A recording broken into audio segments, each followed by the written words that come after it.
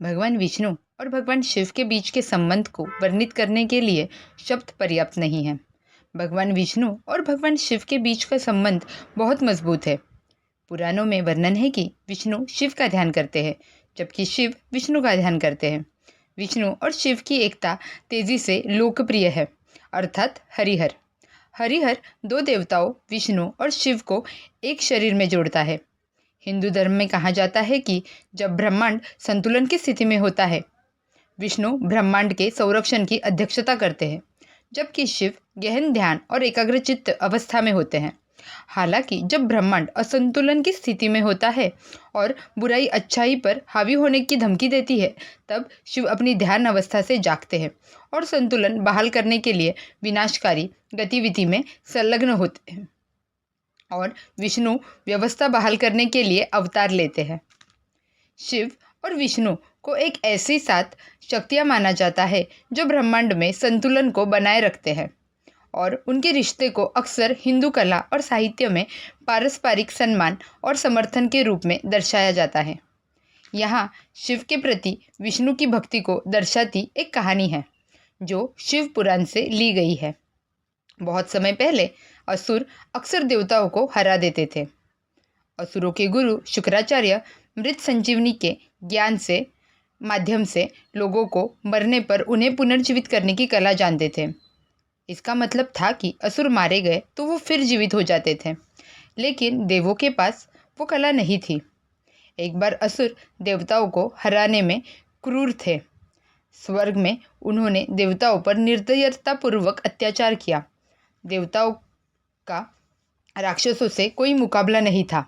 देवताओं ने उन्हें बचाने के लिए भगवान विष्णु से प्रार्थना की।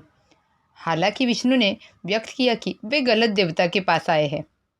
उन्होंने उनकी ओर से भगवान शिव से संपर्क करने की पेशकश की और उन्हें अपने साथ आने के लिए आमंत्रित किया। देवताओं ने विष्णु और शिव के बीच घनिष्ठ मित्रता को पहचानते हुए इस बात पर जोर दिया कि विष्णु को अकेले जाना चाहिए। विष्णु मदद मांगने के लिए शिव के पास गए। जब विष्णु पहुंचे तो उन्होंने शिव को गहन ध्यान की स्थिति में पाया। शिव की समाधि को बाधित न करने के इच्छुक विष्णु ने धैर्यपूर्वक सैकड़ों वर्षों तक प्रतीक्षा की। फिर भी शिव अविचल रहे। शिव की कृपा पाने के लिए विष्णु ने हर दिन शिव को 1000 पूर्ण रूप से खिले हुए नीले कमल चढ़ाने का फैसला किया। हजारों वर्ष तक उन्होंने प्रार्थना की और प्रत्येक फूल शिव को समर्पित किया, लेकिन शिव ने कोई उत्तर नहीं दिया। एक दिन शिव ने विष्णु के समर्पण की प्रतीक्षा लेने का निर्णय लिया। इससे पहले कि विष्णु अपनी प्रार्थना शुरू करते, शिव ने सूक्ष्म रूप में गुप्त रूप से कमलों में से एक चुरा लिया, जिससे गिनती घटकर 999 रह गई। विष्णु को फूल गायब होने का पता ही नहीं था, इसलिए उन्होंने अपनी पूजा शुरू कर दी और प्रत्येक पुष्प अर्पित करते हुए शिव की स्तुति की। लेकिन अंत में उसे पता चला कि उनके पास एक कमल कम है और उनका हृदय दुख से भर गया। व्यर्थ खोज के बाद विष्णु ने निष्कर्ष निकाला कि स्थिति निराशाजनक थी।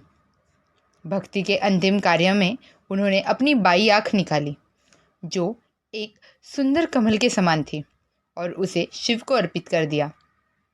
इस महान बलिदान से अत्यंत प्रभावित होकर शिव भगवान विष्णु के समक्ष प्रकट हुए तथा उनके कार्य से आश्चर्यचकित हुए। इसके बाद उन्होंने भगवान विष्णु को सुदर्शन चक्र प्रदान किया, जो मूलतः शिव का शक्तिशाली चक्र था तथा किसी भी शत्रु को नष्ट करने में सुदर्शन चक्र स्वीकार किया। बाद में विष्णु ने ये चक्र देवताओं को दानवों के विरुद्ध प्रयोग करने के लिए दे दिया, जिससे उनकी विजय हुई। इसके बाद देवताओं ने चक्र विष्णु को लौटा दिया, जिन्होंने शिव से पूछा कि क्या वो इसे पुनः प्राप्त करना चाहते हैं। हालांकि शिव ने इस बात पर जोर दिया कि एक बार जो कुछ वे दे देंगे उसे कभी वापस नहीं लेते। विष्णु ने चक्र चलाना जारी रखा और जब उन्होंने पृथ्वी पर श्री कृष्ण के रूप में अवतार लिया तो उन्होंने इसे अद्वितीय प्रभावशीलता के साथ प्रयोग किया।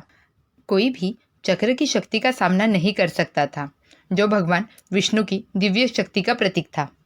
शिव द्वारा विष्णु को दिया गया उपहार जो बाद में श्री कृष्ण को दिया गया। इस महान बलिदान से उत्पन्न हुआ था, जिससे शिव अत्यंत प्रसन्न हुए।